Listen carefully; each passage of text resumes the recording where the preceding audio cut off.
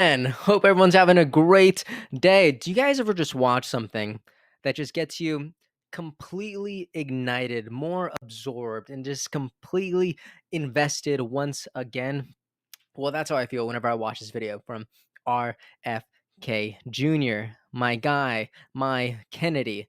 I'm telling you, I saw this video maybe 6 months ago, maybe a little bit more than that, originally on TikTok. And whenever I saw, I knew of Kennedy before, I was following his campaign before, but when I saw this video, I believe it was just so perspective shifting. I became so much more invested into the campaign, into his character, into his vision. It's just something about this video, and I wanted to share it again because I just want everyone else to feel that way too. If maybe you guys are a little bit in a slump, right? Maybe you need a little bit of a kick to get you going again. I'm telling you, this video does it for me, and I'm thinking it's gonna do it for you. And I'm gonna play a couple other Kennedy clips after this too. But I wanted to start with this one just because this one was so profound to me. And this video originally on TikTok had like over 10 million views. The comments were just going absolutely nuts, and it was just full of so much hope for this country and being led by Kennedy. And it was just incredible. So let's go into it. I'll stop yapping and I'll start playing. Let's get it. My goodness. Hey, everybody, it's Robert F. Kennedy Jr., and I'm an independent candidate for President of the United States. If you're under 30, you probably know my name, but you may not know much about me. My uncle John F. Kennedy was the 35th President of the United States. My father was his Attorney General and was himself a candidate for president when he was assassinated in 1968. Although I grew up around the White House, I'm definitely not a career politician. I've spent the last 40 years of my career as an environmental lawyer and advocate fighting large corporate polluters and corrupt government agencies and trying to protect America's wild places and the quality of your food, the quality of the water you drink, and the quality of the air that you breathe. My hope is that your generation and that of your children will have the same opportunities for dignity and enrichment and prosperity and good health as the communities that earlier generations of Americans gave to my generation. And right now, I'm the top choice for young voters in this country. I'm also the most feared and hated candidate in Washington, D.C. among the elites because I'm not bought and I'm not buyable by corporate interests or by the big lobbyists. As president, I'm going to end the forever wars. They bankrupted your generation and left you with $33 trillion in debt and gotten us nothing in return. I'm going to bring the money back to our communities to rebuild the American middle class. Did you know that the Pentagon has failed every single audit in history? You work hard, you pay your taxes, you play by the rules, but the government clearly is not working for you. The political elites want you to own nothing and be happy. The corrupt merger of state and corporate power has systematically stripped mined your generation of its wealth and equity and turned America from the world's exemplary democracy into a crooked corporate kleptocracy. By driving up the price of housing, they are transforming America from an ownership society to a rental society. And when they do that, Americans go from being citizens to being subjects. I'm going to end all that. I'm going to help you buy your first home with a 3% government-backed mortgage rate plan. I'm also going to bring rental prices down, which no one in Washington seems to want to talk about. And I get it. Why should you believe me? You're feeling disenfranchised, disillusioned, disenchanted with the whole political process. The folks in power have gotten your generation nowhere. They've crippled you with debt, and let's be honest, they've lied to you. My father told me when I was a little kid that people in authority lie, and our government and the mainstream media are now lying to us every day. And I say that enough is enough. And that's why I look forward to earning your vote. Put me under a microscope. Hold me to account. I'm applying for a job, and you're the recruiters. For more information, head to kennedy24.com. Oh man. My goodness. I remember whenever I first heard that line, right? Like 6 or 8 months ago. Like, I'm applying for a job and you're the recruiters. Like, that was just so, so powerful. My goodness. So I took a little bit of notes of just some of the things that I loved about this clip whenever I first saw this like 8 or so months ago. For one, he's an environmental lawyer, probably the best kind of lawyer, right? Fighting for people. Are you kidding me?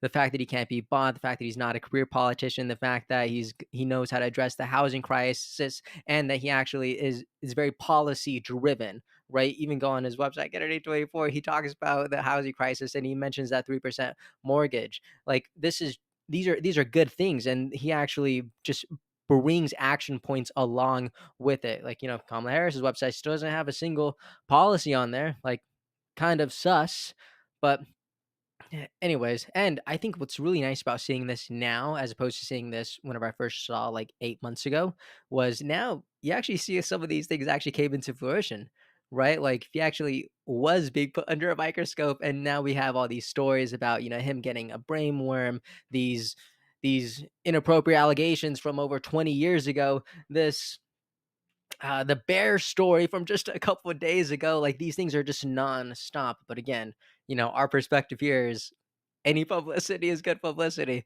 and I love it. So, other things that I wanted to see here, if you wanted to pause and read this, but I just wanted to watch a couple other Kennedy clips, just because I think it's good to see all this older content. Just because it wasn't posted today doesn't mean it's not good. Like, these things are still incredible. Also, Kennedy's TikTok is just absolutely on fire too. The team behind this, the content team, was absolutely incredible. So huge shout out to them.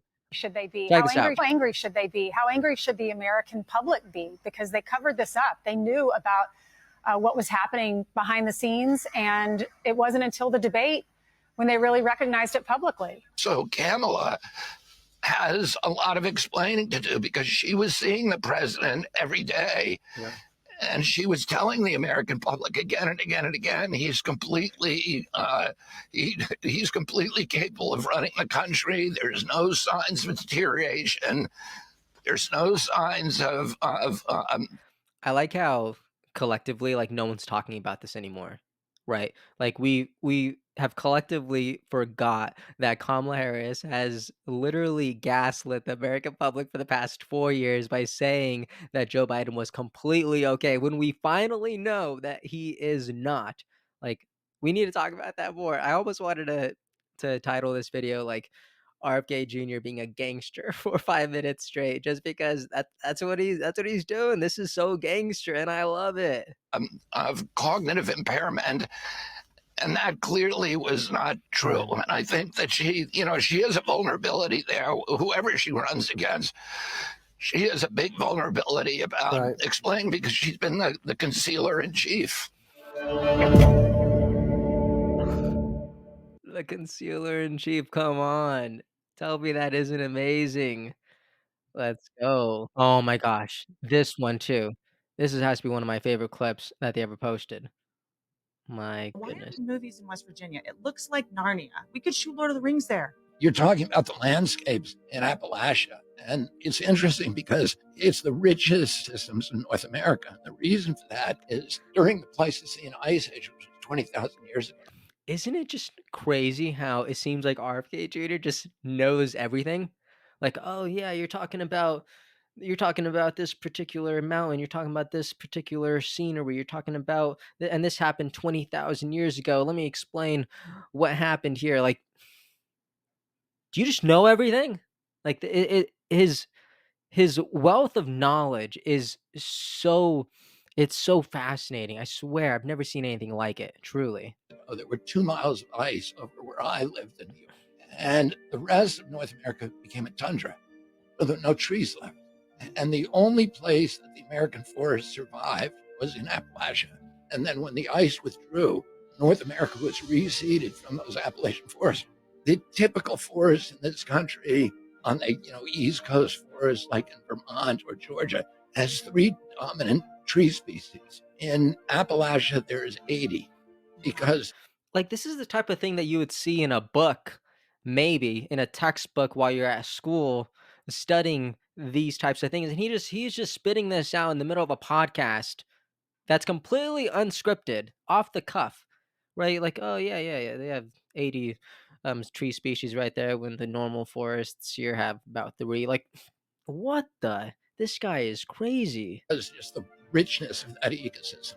More species per cubic meter than any other place in North America. And it's really a crime that we're cutting it all down. These coal companies, Peabody, Consul, Massey, have cut down 1.4 million acres. The 500 biggest mountains of West Virginia are gone. And it's a sterilized ecosystem after that. My father used to say about West Virginia, it's the richest state in the country, but it has the poorest population. And it's because one of the mines, I mean, Massey Coal is not locally owned. Peabody and Consul are not. They're all owned by Wall Street. Well, if Americans knew, this is the Purple Mountains Majesty. These are the landscapes where Daniel Boone and Davy Crockett roamed. So much of our culture, bluegrass music, NASCAR racing, all of these iconic parts of American culture. Racial equality. Yeah, exactly. You know? And when I'm talking about this area, it makes me hopeful. It makes my heart expand. For people to look at West Virginia as this backward area. It was the first woke state. They said no to slavery. John Brown said, no, we're not doing this. If you like this video and you want to learn more about me and the movement that we're building. Come on. Isn't this amazing? Why are we shooting? Jeez. My goodness. Anyways, this is what I was excited to do today. Just kind of going through the archives, seeing so much of the things that he's spoken, the things that he's said in these previous videos. They were just so iconic, and I just begin to be refueled by his words, and I just have such a deep appreciation for this campaign. Anyways, that's all I wanted to share in today's video. I hope you enjoyed it. Please let me know what your thoughts are, what your perspective is in some of these subjects that he's laid out.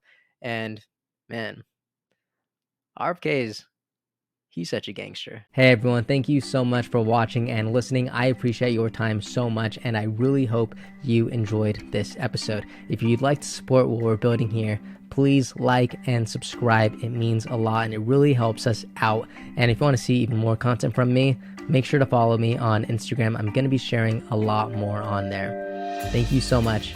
Have a great day, and I'll see you next time.